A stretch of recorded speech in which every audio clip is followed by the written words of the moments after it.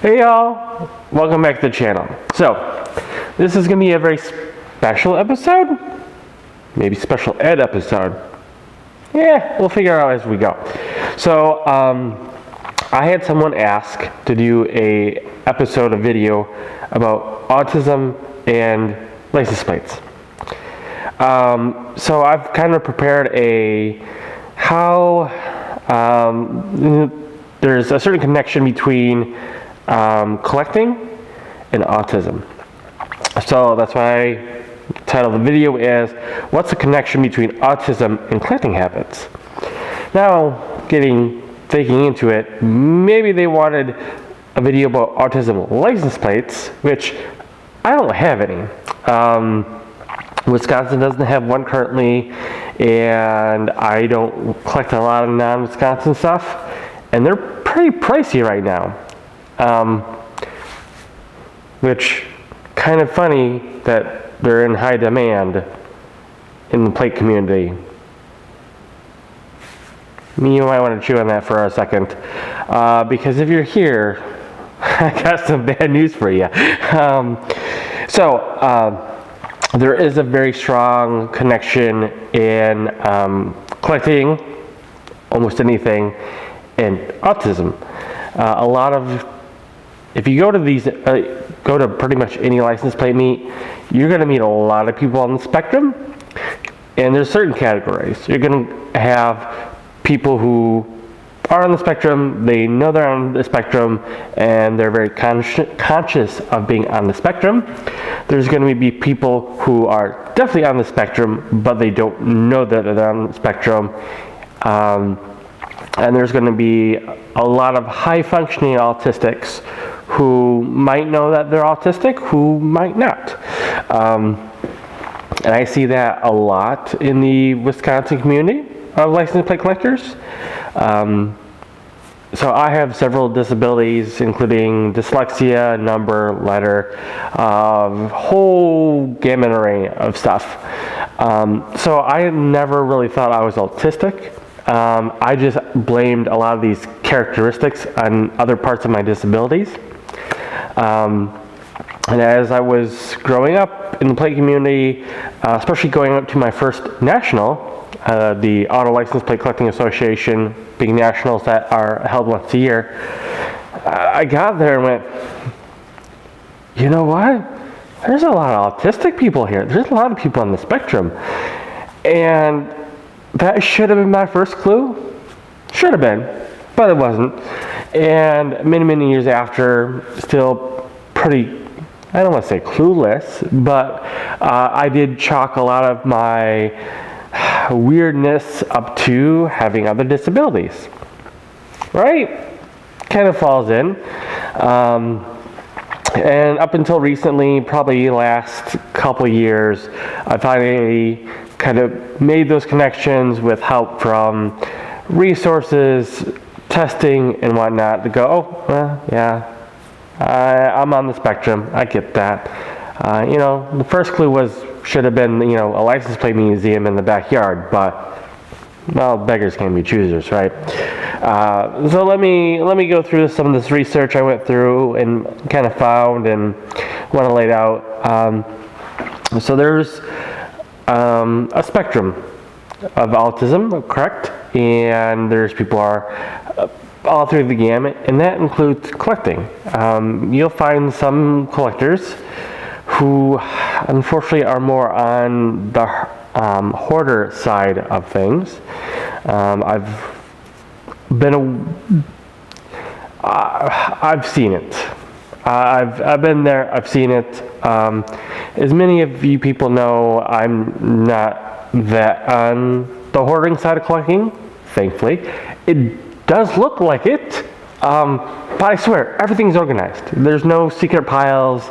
I keep everything clean, tidy, and I'm pretty into my niche of plates. I have small collections of coins and stuff like that. Well, it's mostly for the silver, mostly for the value, something I did as a kid, and I've been trying to let go of other collections. Like I have a little NASCAR collection I got when I was little.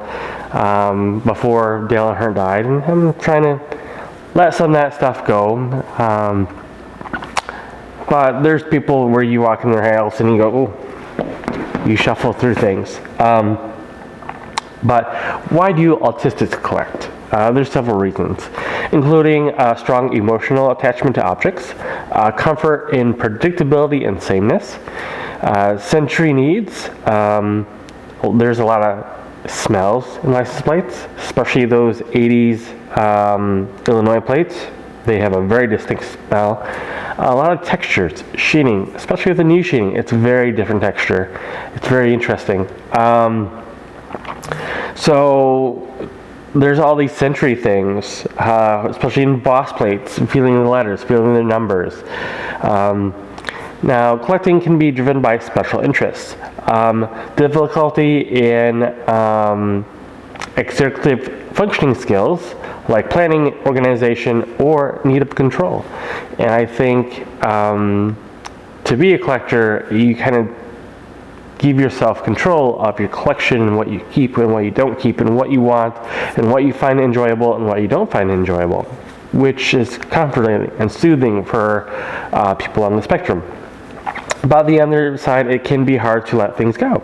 I know I have a box of Illinois dealer plates. Got them from Dale. I'll never let them go. Are they worth a lot of money? No. They're very common. But I got them from Dale. So I'm going to keep them. Stuff like that. So I'm even a little bit guilty of that myself.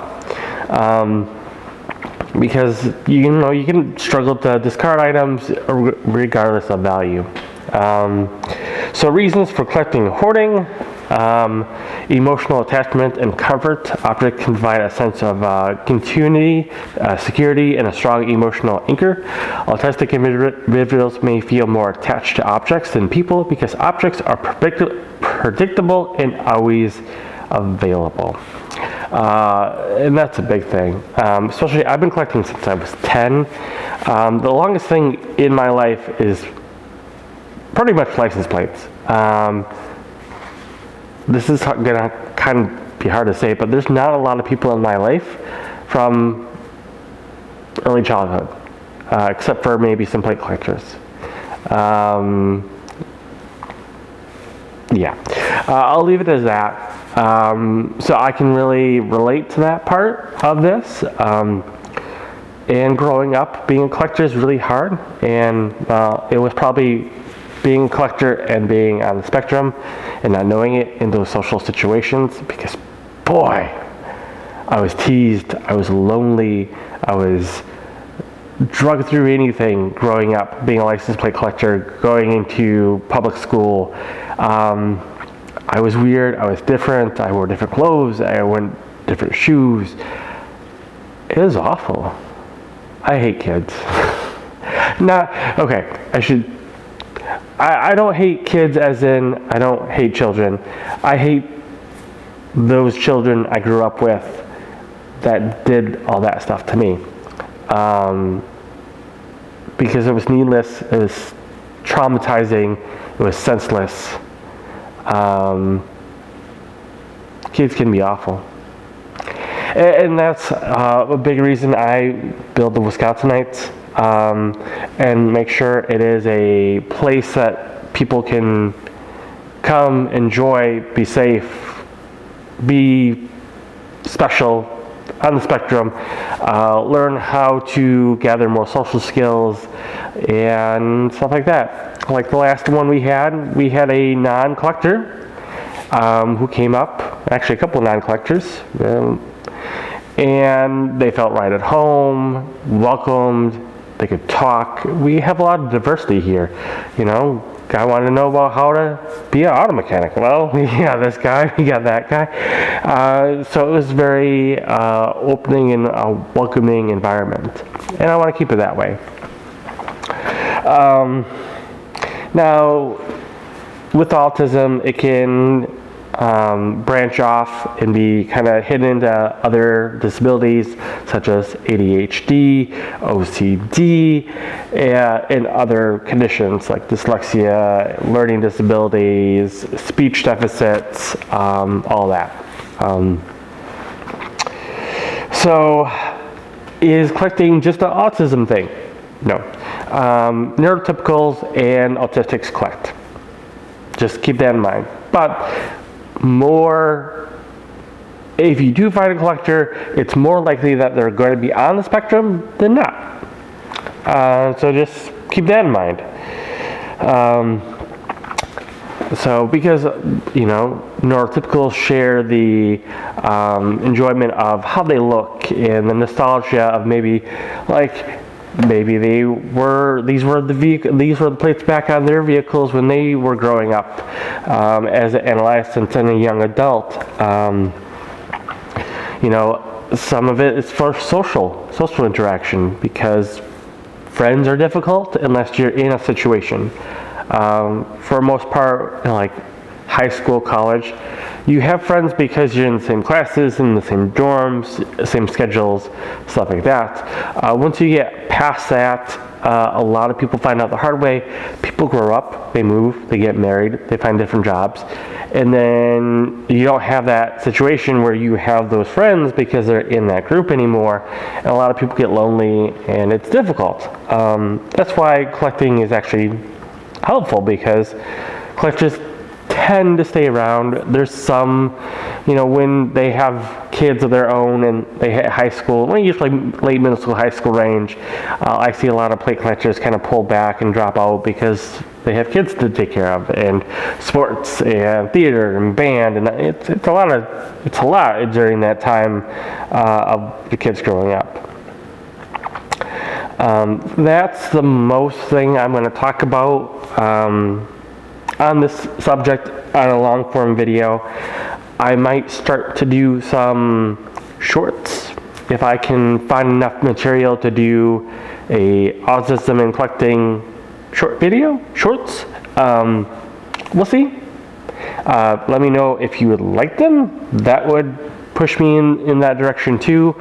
And if you're interested in helping do a autism license plate run, let me know.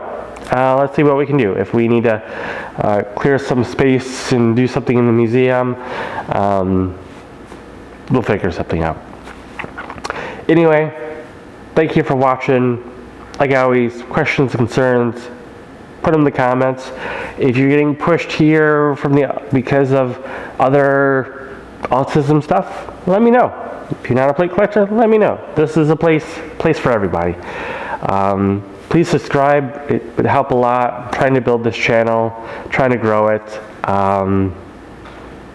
So yeah, thank you so much. Thank you for being a part of this community, and I'll see you later. Bye.